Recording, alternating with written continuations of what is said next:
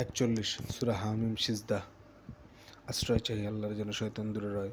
শুরু করিলাম আল্লাহর নামে, দয়ালু করুণাময়। হামিম। রহস্য তার জানেন কেবল আলিউন আজিম।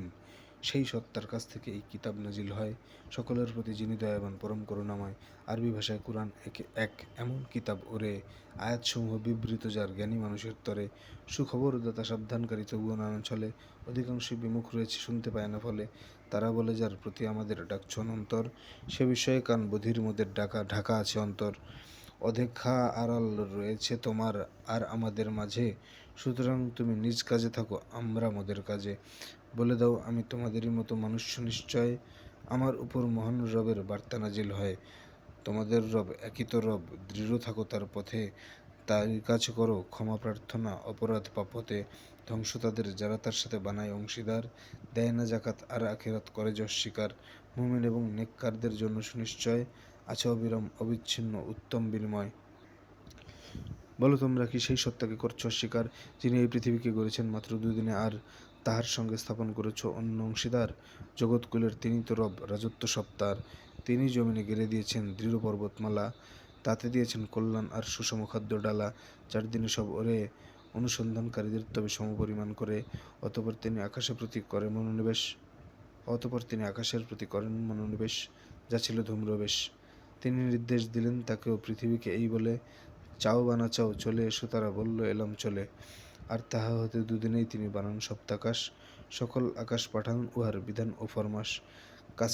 কাছের আকাশ প্রদীপমালায় করি আমি সজ্জিত এবং সুরক্ষিত। আর এই আয়োজন প্রতাপশালী ও জ্ঞানময় আল্লাহর। তবুও বিমুখ হয় যদি তবে বলো তাহাদের প্রতি, আজ সামুদ্রের মতো হতে পারে তোমাদের পরিণতি।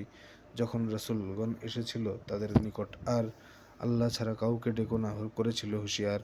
তারা বলেছিল পাঠাতেন খোদা চাইলে ফেরেশতাই, তোমাদের আনা কিছুতে মোদের কোনো বিশ্বাস নাই। আজ জাতি পৃথিবীতে অযথাই দেখালো অহংকার, বলল তাহারা আমাদের চেয়ে শক্তিশালী কে আর। দেখেনি তাদের স্রষ্টা খোদার শক্তি যে বেশি কত, বরং তাহারা আমার আয়াত লঙ্ঘনে হলো রত। তাদের উপর অশুভ দিনের পাঠালাম ঝড়ো হাওয়া, ইহজীবনেই যেন হয়ে যায় তাদের শাস্তি পাওয়া। আখিরাতে আরও লাঞ্ছনাকর শাস্তি রয়েছে তথা, কিছুতেই তারা পাবে না তো আর কারো কোনো সহায়তা। সামুদ জাতিকে পথ নির্দেশ করিয়াছিলাম, তবে তারা বেছে নিল সৎপথে নয়, ভ্রান্ত পথেই রবে। তাদের কর্মফলে লাঞ্ছনাকর শাস্তি আঘাত করল বজ্রানলে। যাহারা ঈমান এনেছিল আর হয়েছিল মুত্তাকী, আমি তাহাদের নিজ করুণায় নিরাপদ করে রাখি। আল্লাহর শত্রুদের যেদিন হাসরের প্রান্তরে আগুনের দিকে নিয়ে যাওয়া হবে নানা দলে ভাগ করে, আগুনের কাছে যেতেই তাদের চর্মচক্ষু কান তাদের সকল অপকর্মের করবে সাক্ষ্যদান। কেন এ সাক্ষ্য তাহারা করবে চর্মকে জিজ্ঞাসা, চর্ম বলবে আল্লাহ মোদের দান করেছেন ভাষা। তিনি ভাষা দান করেছেন আরও সকল জিনিসকেই, তিনি তোমাদের গড়েছেন আগে ফিরিবে তার কাছেই। চোখ কান ত্বক সাক্ষ্য দেবে না তোমরা এ ভরসায়, তাহাদের থেকে কোনো পাপাচার গোপন করণে হয়। বরং তোমরা ধারণা করতে এই, তোমাদের বহু কর্মকাহিনী আল্লাহর জানা নেই। আপন রবের বিষয়ে এমন ধারণাই তোমাদের ধ্বংস এনেছে, পরিণামে ক্ষতিগ্রস্ত হয়েছে ঢের। ধৈর্য ধারণ করলেও আজ আগুনেই যাবে তারা, কোনো অজুহাত দেখালেও তাতে পাবে না তো আর সারা। তাদের পেছনে লেলিয়াছিলাম আমি কিছু সহচর, তাহাদের কাজ তাহাদের চোখে করে দিতে সুন্দর। পূর্ববর্তী জিন মানুষের শাস্তি তাদের পরে সত্য হয়েছে, উহারও তো ক্ষতিগ্রস্ত ছিল ওরে। পূর্ববর্তী জিন মানুষের শাস্তি তাদের পরে সত্য হয়েছে, উহারও তো ক্ষতিগ্রস্তই ছিল ওরে।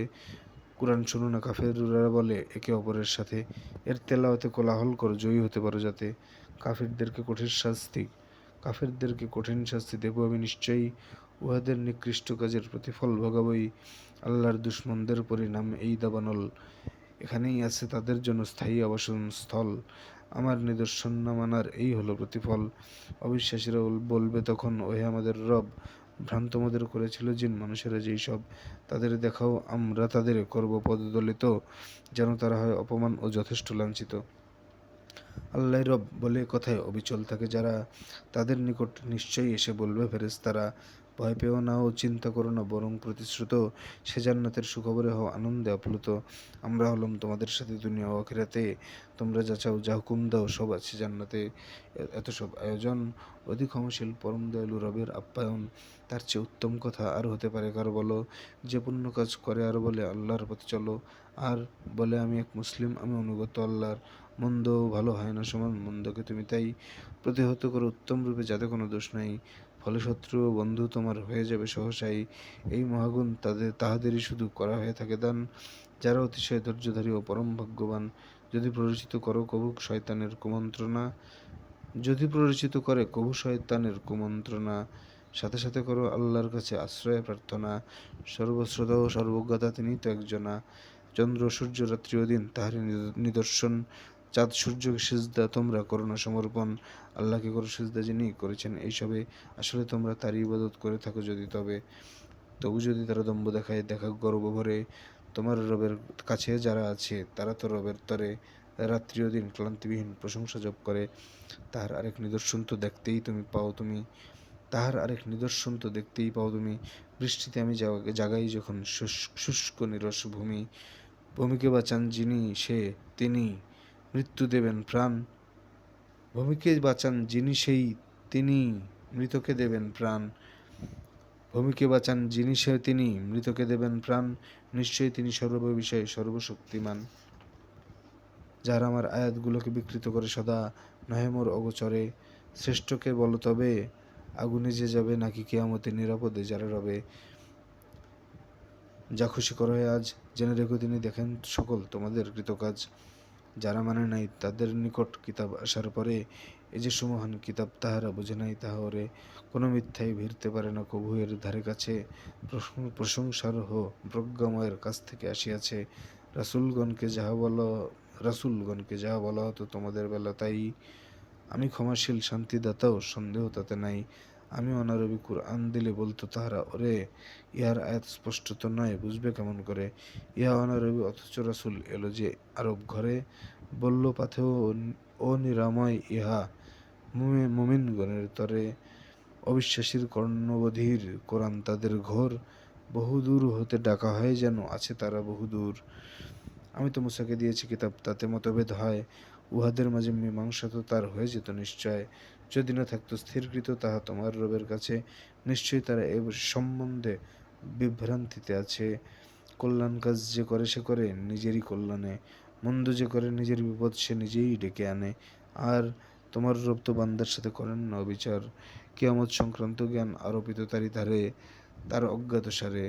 কোনো ফল তার আবরণ ছেড়ে প্রকাশ হয় না আর, গর্ভে ধরে না প্রসব করে না কোনো নারী শিশু তার। তিনি তাহাদের বলবেন ডেকে সেই দিন সেইক্ষণ, আমাকে দেখো কোথায় আমার সেই সব শরিকগণ।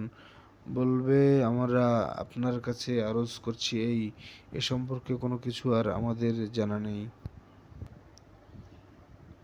পূর্বে যাদের ডাকতো তাদের পাবে না এখন আর, বুঝবে তাহারা তাদের যে আর নেই কোনো নিস্তার। মানুষ কখনো ক্লান্ত হয় না উন্নতি কামনায়, তবে দুর্ভোগ এলে সহজে ভেঙে পড়ে হতাশায়।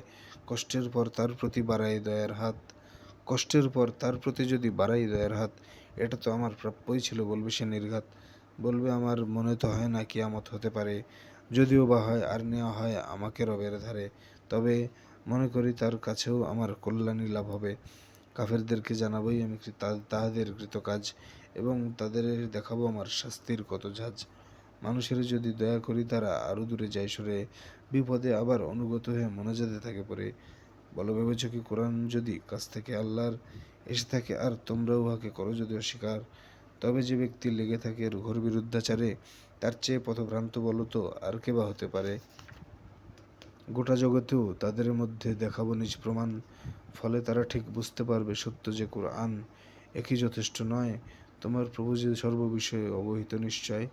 তারা সংশয়ে রবের নিকট যাবে কি যাবে না ফিরে, জেনে রাখো তবে সকল কিছুকে রেখেছেন তিনি ঘিরে।